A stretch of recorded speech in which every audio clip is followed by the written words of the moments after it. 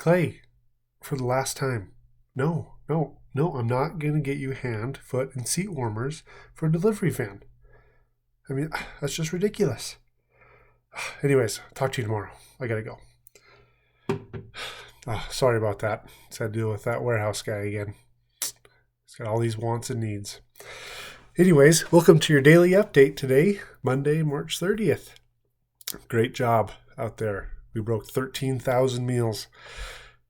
It's amazing where all these people come from, and I'm really happy that they get to see the amazing work you and all your cooks do out there every day. They just keep rolling in.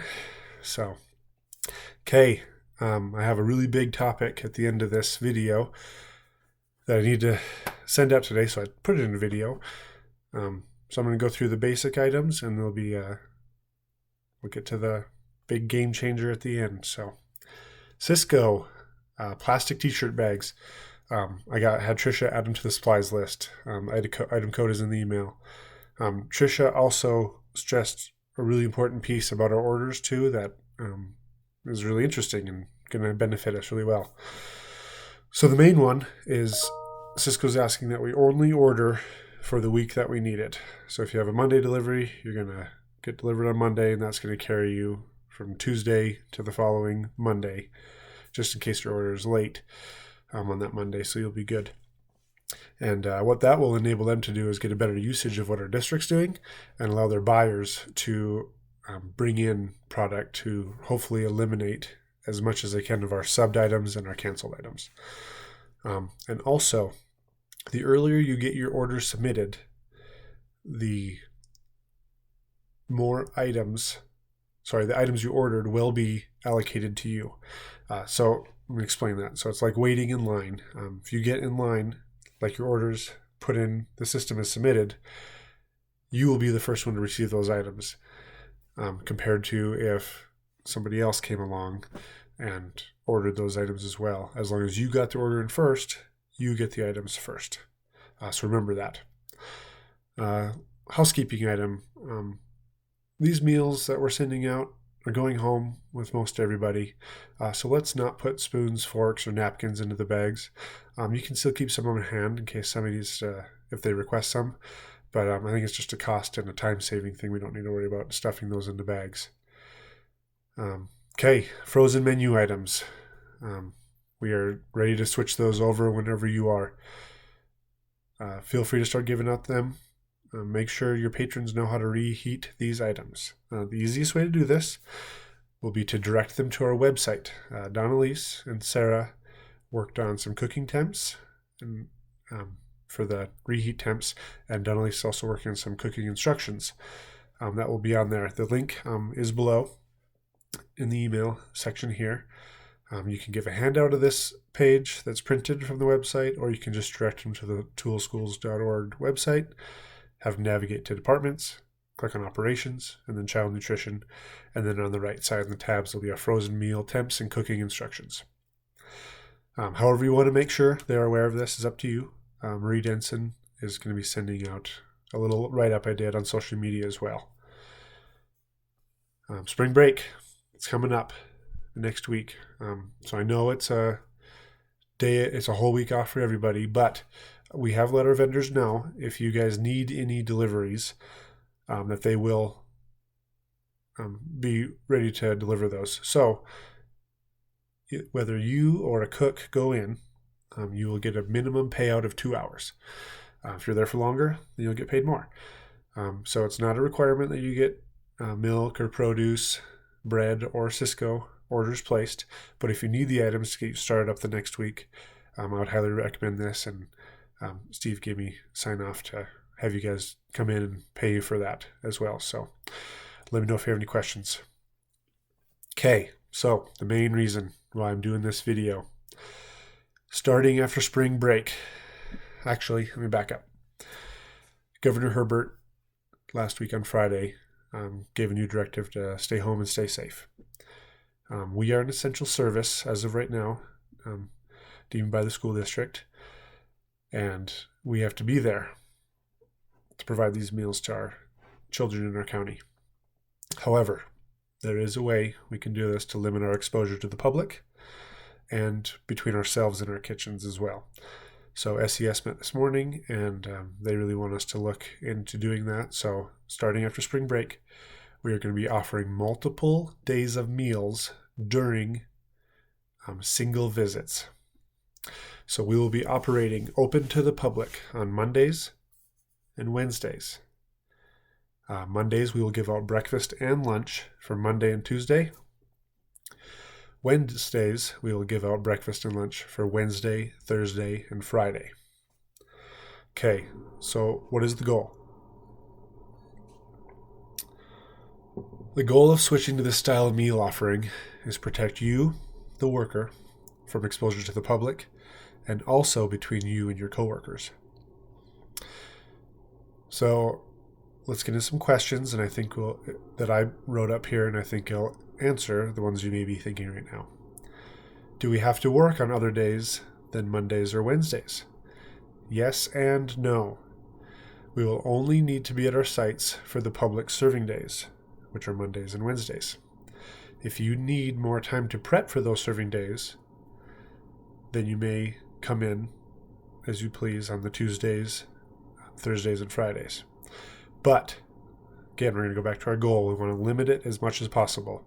So if you can get Mondays and Tuesdays orders or meals ready on Monday morning until serving, then you're great. As soon as you're done, you go home. And same with Wednesday. If you can come in Wednesday morning, you get Wednesday, Thursday, Friday ready to go out the door. That's great. And you only have to work 2 days that week.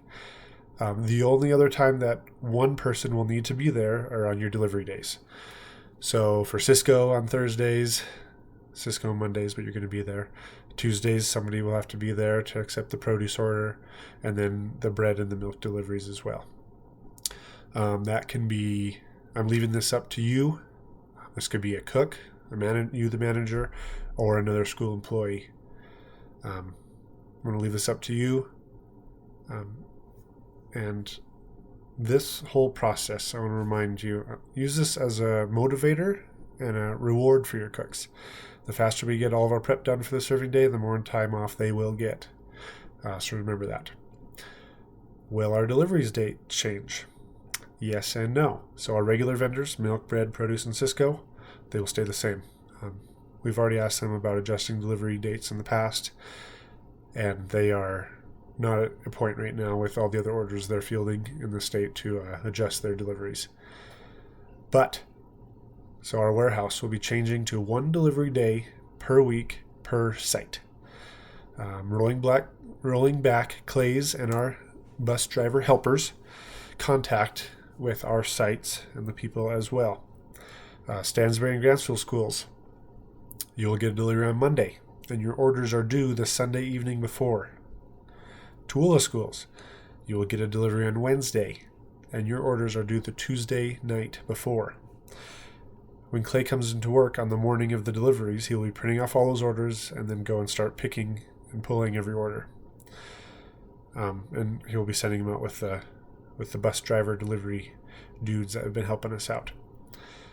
So if you put your order in Monday or Wednesday, it most likely will get missed because he will not be coming back to check for any orders.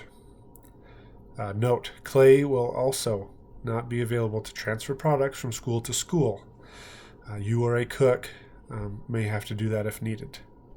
Again, this is all due to limit as much exposure as we can. Will the menu change? The menu will be changing to the frozen item version that Sarah is pushing out. Remember, this menu is a guideline. Serve another item if you need to, or if you have inventory of something else, feel free to serve that. All we need to make sure is that our components are being met right now. Use up your inventory in your freezers as much as possible. Okay, what if I work over my contracted time on the serving days? So I'm a 4-hour cook and I have to stay 5 or 6 hours. You may work more than your regular shift on serving days, and that's okay, because the great part is you'll have multiple days off per week. The only ones that need to watch this are 3 and 4 hours. You don't want your 3 hours exceeding 15 hours a week. You don't want your 4 hours exceeding 20 hours a week. If you need to have them work longer, due to people taking off time, that is fine. Just make sure you adjust their time cards as needed. Will the serving time change? Well, that is a great question.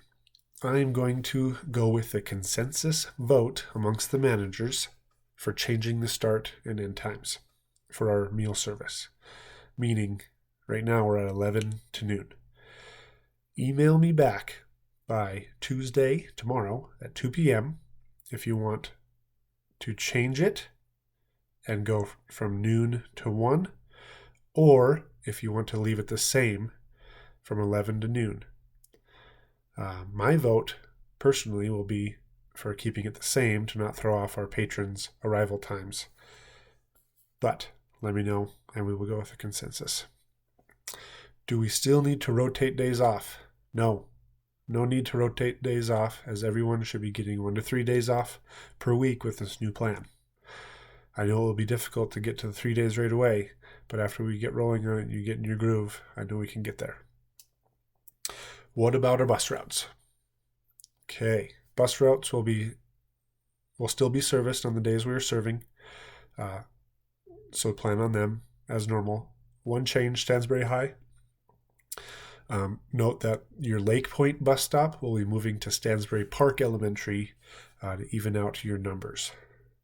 I've already talked with Shelley about this, Rose, so we are all set there. Can we still use substitutes? Yes, continue to use subs if needed when your permanent cooks are off of work. Will we still get our full pay? Of course. Everyone will still get their full pay with our salary guarantee that the school district's doing. How should this process look with the multiple meals on the days? Well, that is entirely up to you, the kitchen professionals. If I were doing it, I would do something like this. This is just a suggestion. We would ensure our frozen items were individually wrapped for the days we are serving, either 2 or 3, and then put them back in the freezer. Wrap any cooler items, put them back in the cooler. Items will be wrapped by a team of 1 or 2 people to ensure that we're keeping our 6-foot distance between each other as much as possible. I would use the new t-shirt plastic bags, which we are going to be switching to because they do not sweat. They don't break when our items sweat in there. And as we have more colder and frozen items, we're going to get more condensation. And we've all seen how the paper bags hold up with that.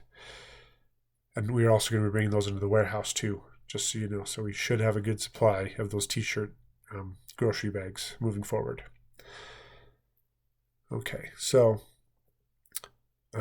we would add 3 days worth of meals into 1, maybe 2 bags if needed on Wednesdays, and we would add 2 days worth of meals into the bags on Mondays. Morning of service, we would stuff everything except the milk. This is just me. The product would be stuffed as close to service as possible to keep things in the freezer longer and the cooler longer too. The bag assembly line would be as distanced as possible between the workers. I was at Willow and I saw a really nice process I liked.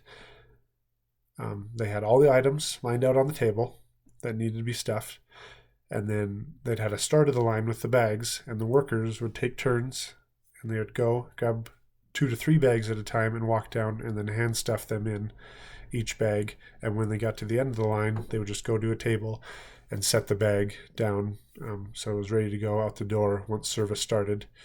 And the person behind them would just wait a little bit so they kept their distance, and then they would start and do the same thing. Once you drop the bag off, you'd go to the end of the line and you'd continue. And this worked very well and it went very quickly, and they had one person that would monitor the case levels on the table and swap them out as needed so the line never had to stop.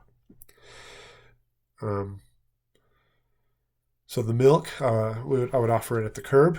I would have bags out there with the milk, or also if we had room in the meal bags too, we could put it in there.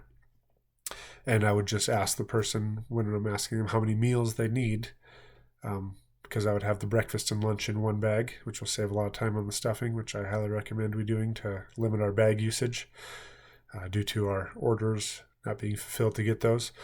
I'm not asking, do you want milk with breakfast and lunch? And get a yes and a yes. Then you multiply it by how many meals you're giving them, load them in the milks, and then I would hand them the meals and the milk, holding onto the handles of the bag to reduce exposure risk. Those plastic t-shirt bags are the one of the easiest things I've seen to hand or set into a car very quickly without touching anybody or any surfaces. So that's how I would start doing multiple meals at one time, and I would adjust when needed, because adjustments will be needed. But this is just how my lean manufacturing and logistics mind thinks. So however you want to do it is entirely up to you. How do I enter meals on the spreadsheet? You will add in your meals served for the corresponding day, just as we are entering them now. So on Mondays, you would enter in Mondays, and Tuesdays meals in each slot. Wednesdays, you had Wednesday, Thursday, Friday. And yep, that's it. So let's revisit that goal. This measure is to protect the workers from exposure to others, the public, and their work coworkers as much as possible. If you need to come in on non-serving days to prep, keep the time working as minimal as possible. If you know your kitchen will be able to work efficiently or even better with a few coworkers to do the prep, then do that and rotate those crews through on those days so that not everybody has to work there. If nothing is needed to be done, do not come to work. The only thing that should bring us into work during our off days, which are Tuesdays, Thursdays, and Fridays, should be deliveries. Just one person coming in, or if we need to prep food. And remember, the smallest amount of people possible. Our serving days will be our largest staff because we'll need everybody there to make this work. So this plan, it was suggested that we look at this from SES, and they're going to be reviewing this plan tomorrow, and I will let you know of any changes or adjustments. And again, this will start the Monday we get back from spring break, which is the 13th, I believe. Yep. Okay. Let me know if you have any questions, and if I'm forgetting any details with this plan, we can brainstorm and find a solution. I'm fairly certain I left a couple things out. This just started this morning and just finishing the kind of major tuning on it right now. So thank you again, everybody. Share this with your cooks tomorrow, the video as well. Make sure they're on the same page and see if they have any concerns or questions that we missed or you may be missing, and we can do this together. It's going to be great. Let me know if you need anything. Thanks, everybody.